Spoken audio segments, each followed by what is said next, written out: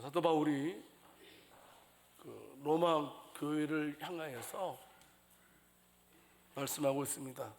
하나님께서 우리의 소망의 근원 되신다, 이렇게 말씀을 하고 있는 것입니다. 소망은 어둠 속에서 비치는 빛과 같습니다. 그 빛은 우리에게 큰 희망으로, 또 우리에게 귀한 열매로 맺게 하고 있는 것을 우리의 삶을 통해서 알고 있습니다.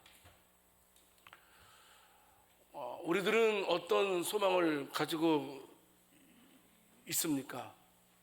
저와 여러분들은 2025년도를 맞이하여서 저와 여러분들의 모든 소망이 믿음의 뿌리를 내린 소망이 될 수 있기를 살아계신 주님의 이름으로 축원합니다.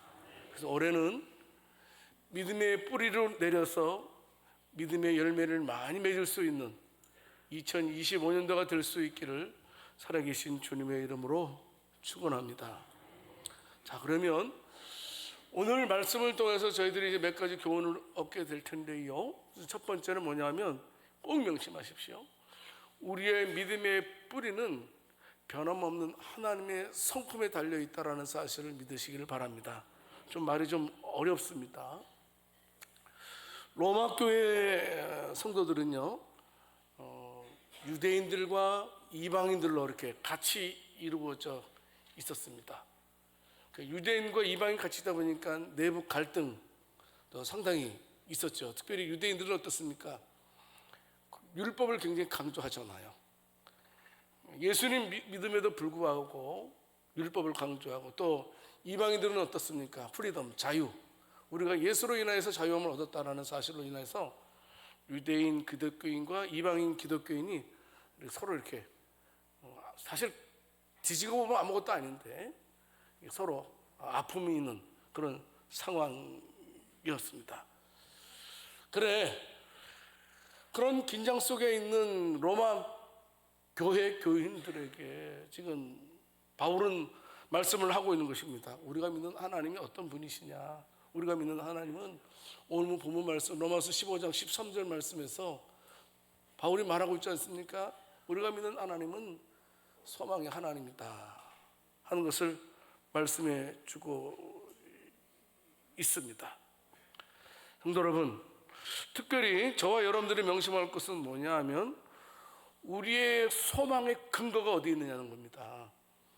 여러분들, 우리의 소망의 근거는 내 통장의 액수입니까? 내 미래의 소망은 내가 얼마만큼 땅을 많이 가지고 있느냐 이겁니까? 근데 지금 바울이 말하고 있는 우리 소망의 뿌리에 대해서 뭐라고 말씀하고 있냐? 우리의 소망의 뿌리는 하나님의 성품이 되어야 한다, 이것을 말씀하고 있습니다. 자, 좀 쉽게 말씀드릴게요. 성도 여러분, 우리가 하나님에 대해서 말씀하실 때 어떻게 말씀합니까? 하나님의 성품은 우리가 셀 수 없을 만큼 많이 있습니다. 그런데 우리가 성경을 좀 집약해서 하나님의 성품에 대해서 굳이 우리가 꼭 말해봐라 그러면 크게 세 가지로 말씀을 드릴 수가 있습니다. 우리 하나님은 어떤 분이십니까? 대표적인 성품은 우리 하나님은 신실하시다라는 사실입니다. 신실하시다. 민수기 23장 19절 말씀에 있는 것처럼 하나님은 사람이 아니시다. 거짓말을 하지 않으신다. 시건치 아니하신다. 인생이 아니시니 후회가 없으시다.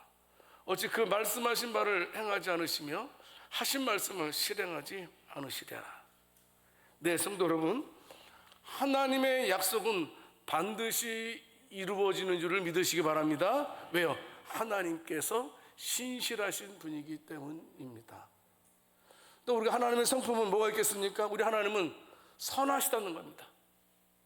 하나님은 언제나 저와 여러분들에게 선으로 행하시고, 항상 하나님께서 일하실 때는 어떻습니까? 저와 여러분들의 유익을 위해서 일해 주신다는 겁니다. 그래서요, 로마서 8장 28절 말씀에 있는 것처럼 여러분 신앙생활할 때 우리가 꼭 신나게 신앙생활하기 위해서는 우리 하나님은 선하신 분이기 때문에 우리 하나님은 하시는 모든 일들은 합력하여 선을 이루어 주실 것이다, 이런 믿음을 가지고 있는 것이 중요하죠. 예, 하나님은 선하신 분이십니다. 하나님은 모든 것들을 합력하여 손을 이루시는 분이시다라는 사실입니다. 또 우리가 하나님의 성품을 많이 있지만 하나 더 뽑으라면 우리 하나님은 변함이 없으시다는 겁니다. 히브리서 13장 8절 말씀에 있는 것처럼 분명히 말씀하고 있지 않습니까? 예수 그리스도는 어제나 오늘이나 영원토록 동일하신 분이시다 라고 말씀해 주고 있습니다. 성도 여러분, 이 하나님의 성품은 저와 여러분들의 믿음의 뿌리를 내리기에 아주 완벽한 토양이라는 겁니다. 너무나 중요하다는 겁니다. 하나님께서는 하나님의 그 성품의 근거를 두고 신앙생활 하는 사람들에게 하나님께서는 은혜를 베풀어 주신다는 겁니다.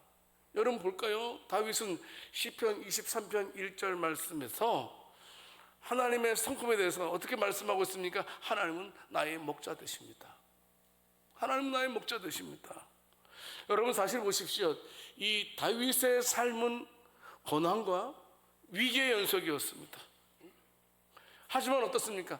하나님의 신실하심의 믿음의 뿌리를 내렸기 때문에 그는 흔들리지 않았다는 겁니다. 여러분, 다윗이 사울 왕에 의해서 2년 동안 쫓겼던 게 아닙니다. 여러분, 우리가 알고 있듯이 다윗이 사울 왕에 의해서 무려 10여 년 이상이나 쫓김을 당했습니다.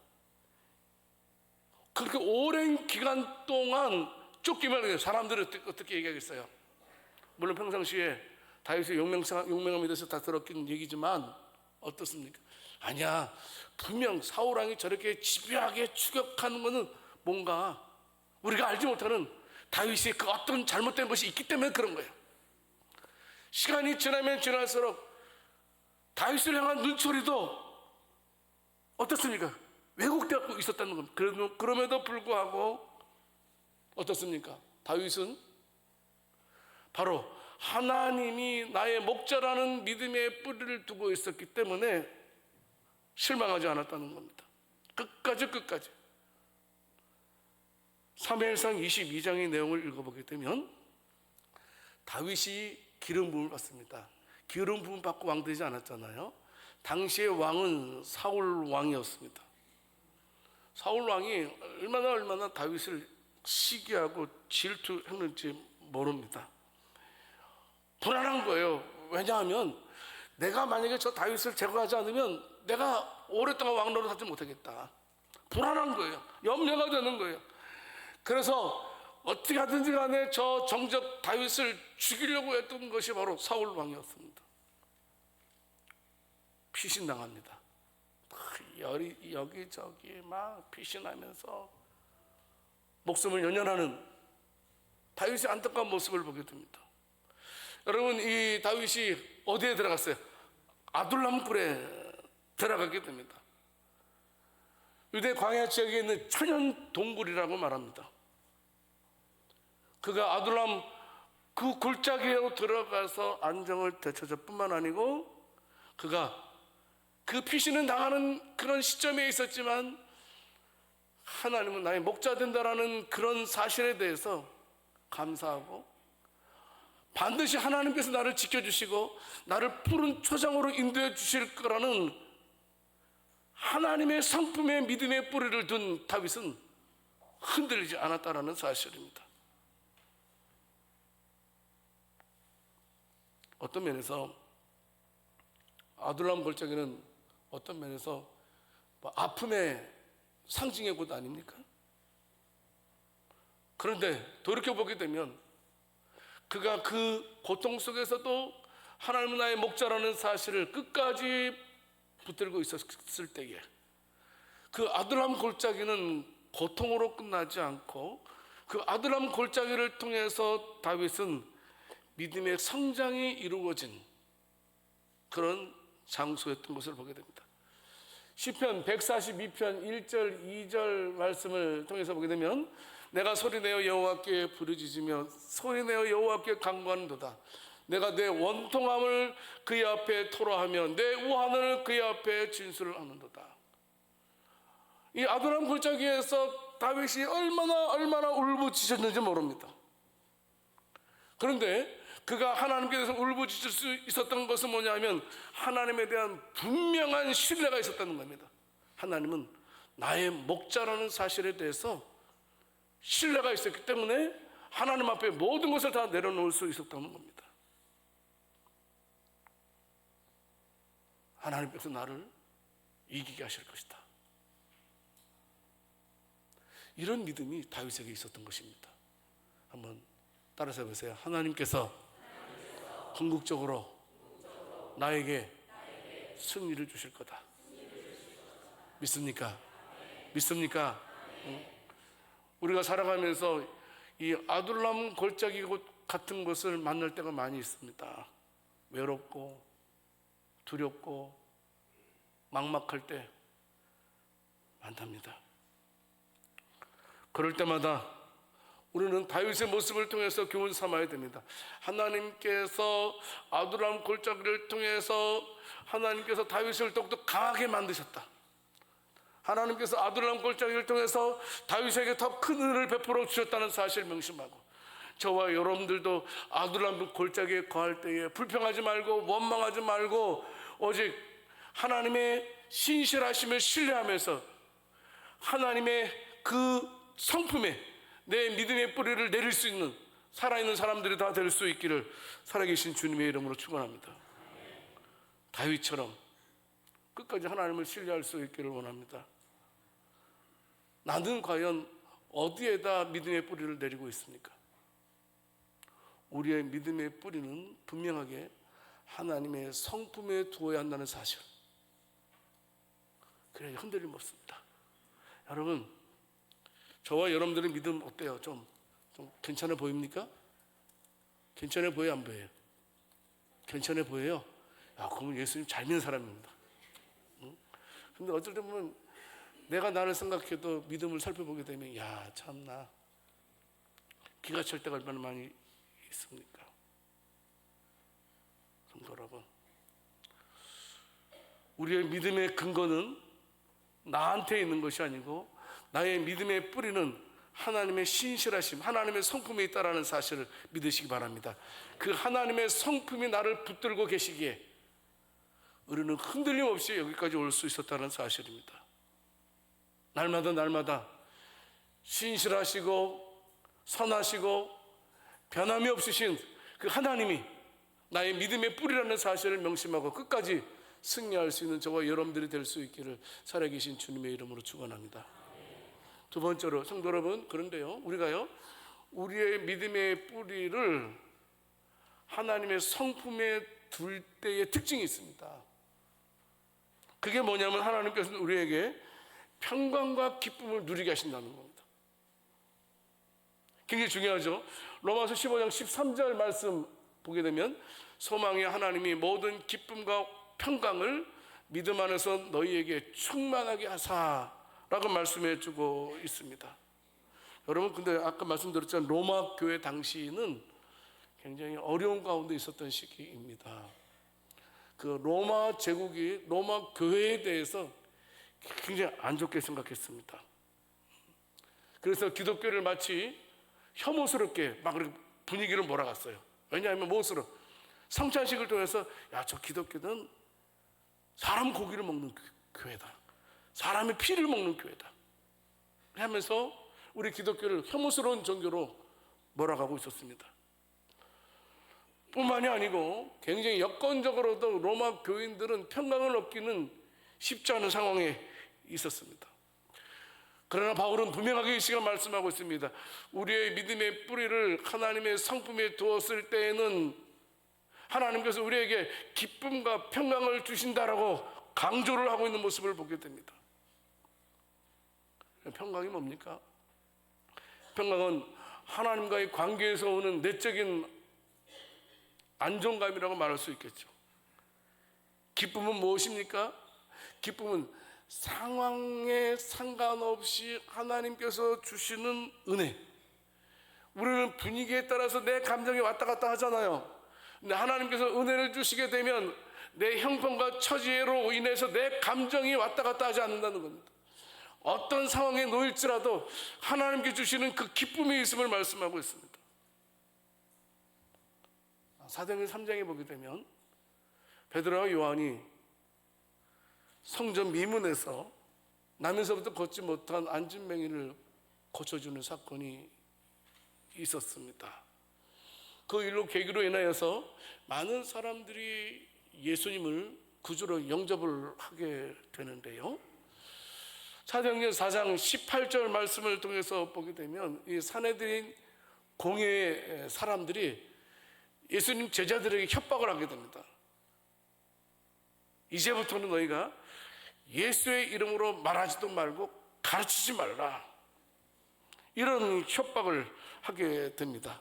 여러분, 그런 놀라운 것은요, 그런 지위가 높은 사람들이, 힘있고 권력 있는 사람들이 막 힘으로 몰아붙임에도 불구하고 사도행전 4장 20절 말씀을 통해서 보게 되면 베드로와 요한의 마음은 전혀 요동치 않았다는 겁니다. 우리가 보고 들은 것을 말하지 아니할 수 없다. 더 담대해서 복음을 전하게 됐던 것을 보게 됩니다. 여러분, 베드로와 요한이 그렇게 담대할 수 있었던 것은 뭐냐 하면 하나님께서 그들에게 평강과 기쁨으로 함께 주셨기 때문입니다. 우리가 신앙생활을 하다 보면 믿음 때문에 갈등이나 어려움을 겪을 때가 있습니다. 그러나 저와 여러분들은 베드로와 요한처럼 믿음을 통해서 평강과 기쁨을 누릴 수 있기를 원합니다. 근데 그게 뭐냐면 하나님이 나와 함께 하신다는 사실을 깨닫는 거예요. 평강이 있고 기쁨이 있다는 것은 뭐냐 하면 하나님이 나와 함께 하신다는 것을 누리는 거예요.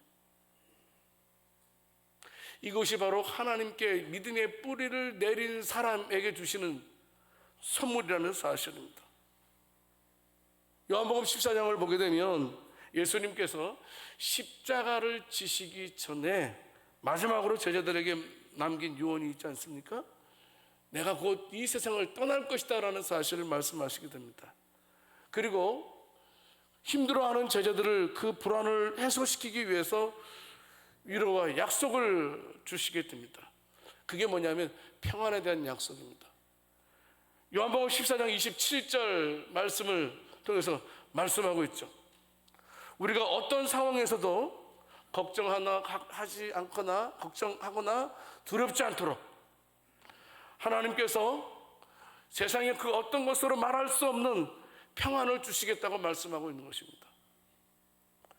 성도 여러분, 하나님께서 주신 평강으로 살아갈 수 있는 저와 여러분들이 될 수 있기를 원합니다.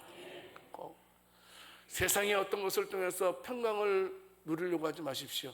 세상의 평강은 오래가지 않더라고요. 예, 평강, 기쁨 주는 거 맞긴 맞더라고요. 세상 것도 오래가지 않습니다. 일시적인 거라는 사실입니다.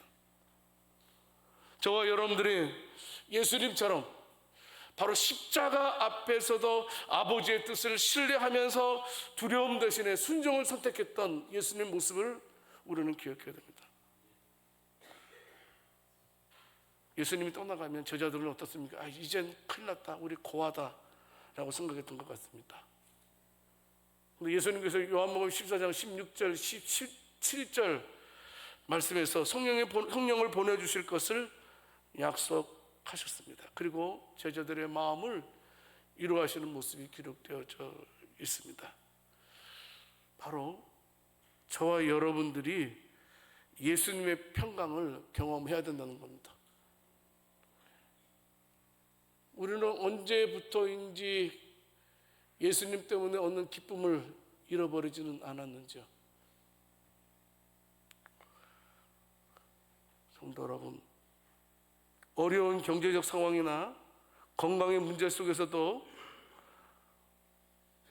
우리의 마음, 우리의 믿음의 안정을 유지할 수 있는 은혜가 있기를 원합니다. 세상의 평안을 넘어서야 됩니다.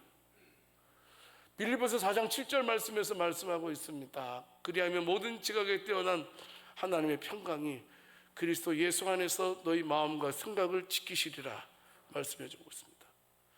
여러분, 신명기서를 읽어보게 되면요, 뭐라고 말하냐, 우리 앞에요, 저와 여러분들 앞에 복과 화가 있다 그랬어요. 복이 내 앞에 있고 화가 내 앞에 있대요.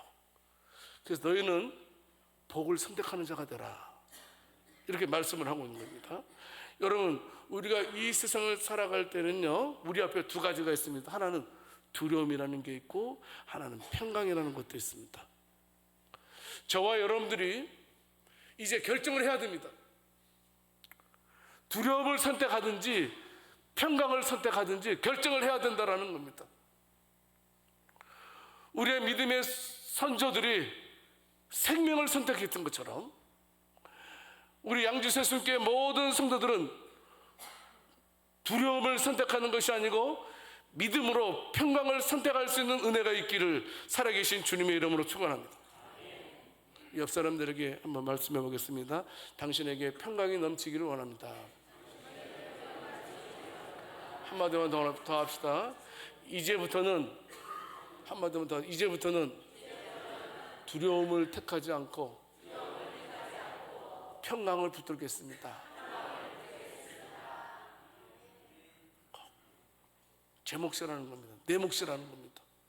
내 앞에 놓인 것을 내가 선택해야 됩니다. 세 번째로의 성도 여러분, 성령이 주시는 변치 않는 소망이라는 말씀이, 이게 무슨 말인지 쉽게 말씀드릴게요, 성도 여러분. 오늘 보면 로마서 15장 13절 말씀에서 말씀하고 있죠. 성령의 능력으로 소망이 넘치게 하시기를 원하노라. 쉽게 말씀드릴게요. 이 말은 뭐냐면 이걸 믿으라는 거예요. 내가 너와 함께한다. 내가 너를 붙들고 있다. 이 사실을 말씀해 주고 있는 것입니다. 초대교회 교인들이 그렇게 신앙생활을 열심히 잘할 수 있었던 것은 그들이 잘나서가 아니고 성령님께서 그들을 붙들고 계셨기 때문이라는 겁니다. 성령님께서 그들을 붙들고 계셨기에 그들이 핍박도 견뎠고 복음도 전파하면서 세상을 변화시켰다는 겁니다. 성도 여러분, 요셉의 이야기를 잠깐 하겠습니다. 요셉은 우리가 알고 있듯이 모진 고난 속에서 살아온 사람이었습니다. 여러분, 그런데 우리가 요셉의 생애를 통해서 알 수 있는 것은 하나님의 신실하심이 어떻게 드러나고 있는지를 우리가 확인할 수 있다는 겁니다. 그는 어려움 속에서도 끝까지 하나님을 신뢰하면서 소망을 잃지 않았습니다. 여러분 어떻습니까? 창세기 37장에 보게 되면 첫 번째 위기가 찾아옵니다. 뭡니까? 형들로부터 버림받아서 팔림을 당하는 사건이었습니다. 이 일만큼 극심한 고통이 어디 있었겠습니까? 창세기 39장에 또 위기가 찾아옵니다. 요셉은 보디발의 집에서 신뢰받는 총무로서 열심히 일하는데 누명 써서 옥에 갇히게 됩니다. 여러분, 거기서 끝나지 않아요. 창세기 40장, 41장에 보게 되면 하나님께서 요셉을 통해서 꿈을 해몽하도록 했습니다. 그래서 감옥에서 술 맡은 관원장과 떡 굽는 관원장의 꿈을 해석해 주게 됩니다. 그리고 요셉이 그들에게 말하죠. 나가거든 나를 꼭 기억해 달라, 이런 부탁을 합니다. 하지만 어떻습니까? 아무도 알아주지 않았습니다. 기억하지 않았습니다. 요셉은 2년 동안 더 기나긴 감옥 생활을 하게 되었습니다. 여러분, 그런데요, 특이한 것은요, 요셉이 그렇게 어려움 속에서 살면서도 희망을 잃지 않았다는 겁니다. 왜냐하면 하나님께서 그의 삶을 돌봐주시고 도와주셨기 때문입니다. 하나님 함께 해주셨고 하나님께서 그를 지켜주셨습니다. 창세기 39장 2절 말씀과 창세기 39장 21절 말씀에서 똑같은 말이 반복되고 있습니다. 여호와께서 요셉과 함께 하셨다는 말씀입니다. 저와 여러분들이 꼭 기억할 것은 뭐냐 하면 여호와께서 요셉과 함께 하셨던 것처럼 우리들과도 똑같이 함께 하시는 하나님이심을 믿으시기 바랍니다. 우리가 신앙생활 잘할 수 있는 것도 내가 잘나서 내가 경건해서가 아니고 하나님이 나를 붙들고 있기에 여기까지 온 줄 믿으시길 바랍니다. 하나님은 지금도 우리와 함께 하시는 하나님이십니다. 요셉이 이제 총리가 됩니다. 그래서 자신의 형제들을 용서하죠. 창세기 50장 20절 말씀에서 뭐라고 말씀하고 있습니까? 당신들은 나를 해하려 하였으나 하나님은 그것을 선으로 바꾸사 오늘과 같이 많은 사람의 생명을 구원하게 하시려 하셨나니 말씀해주고 있습니다. 하나님께서 요셉에게 은혜를 베풀어 주셨다는 말씀입니다. 자, 그러면 여러분들 신앙생활할 때요, 구약의 이야기는 그냥 옛날 얘기로 그냥 기억하면 될까요? 그럼 신약의 이야기는 그것도 그냥 기억하면 될 거고요. 왜 믿음의 선진들이 신앙생활한 것을 구약 성경, 신약 성경에 기록하셨습니까? 그것은 뭐냐? 우리가 그들의 믿음을 바로 따라가라는 의미에서 기록하신 줄을 믿으시기 바랍니다. 여러분, 우리가 참으로 요셉을 통해서 얻을 수 있는 건 뭐냐면, 우리는 무슨 일이 있더라도 끝까지 하나님을 신뢰해야 된다는 겁니다. 하나님을 신뢰해야 됩니다. 고난 중에도 하나님의 약속과 하나님의 성품을 우리는 붙들어야 됩니다. 우리는 요셉처럼 인내해야 됩니다. 성도 여러분, 하나님의 시간이 우리들의 시간보다 완벽함을 믿으시기 바랍니다. 여러분, 우리는 꼭 우리 때만 생각해요. 내 때만 생각해요. 내 때가 가장 좋을 때라고 생각해요. 근데 아니더라고요. 여러분, 하나님의 시간이 우리의 시간보다 더욱더 완벽함을 믿으시기 바랍니다. 그래서 기다림 속에서도 우리 하나님은 일하시고 계셨다고요. 하나님 가만히 계신 것이 아니었습니다. 하나님 침묵시킨 건 아니었습니다. 하나님은 계속해서 우리를 위해서 일하시고 계셨고, 하나님의 시간대에 가장 좋은 것으로 우리에게 주시기 위해서 지금도 역사하시는 우리 하나님. 로마서 8장 28절 말씀을 다시 기억했으면 좋겠어요. 저는 믿습니다.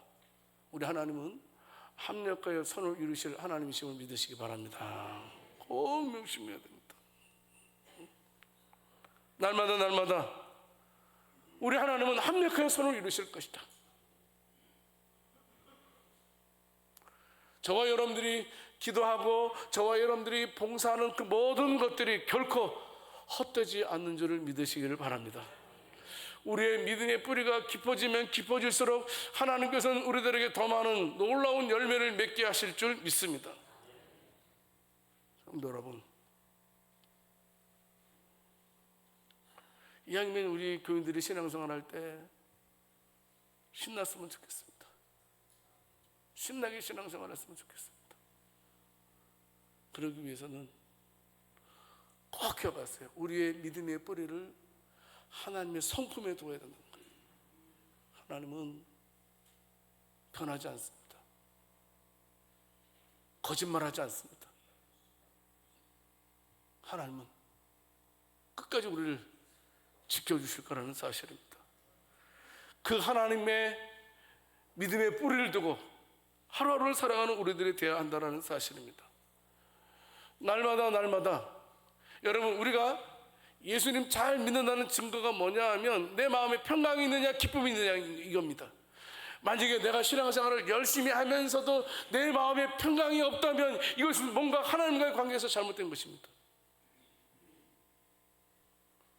더 중요한 것은 성도 여러분, 하나님께서 저와 여러분들을 붙들고 계심을 믿으시기 바랍니다. 요셉이 요셉으로 승리할 수 있었던 것, 다윗이 다윗으로 승리할 수 있었던 것, 하나님께서 붙들어 주셨기 때문입니다. 하나님께서 만약에 그들을 붙들어 주지 아니했다면 그들도 우리처럼 쓰러졌을 것입니다. 성도 여러분, 우리는 우리 하나님을 하나님 되게 할 수 있는 저와 여러분들이 될 수 있기를 원합니다. 우리가 믿는 하나님을 하나님 되게 한다는 말씀은 끝까지 하나님을 신뢰하는 우리들이 되어야 하는 말씀입니다. 이 말씀을 통해서 날마다 은혜 가운데 살아갈 수 있는 복된 저와 여러분들이 다 될 수 있기를 살아계신 주님의 이름으로 축원합니다. 하나님 아버지, 믿음의 뿌리에서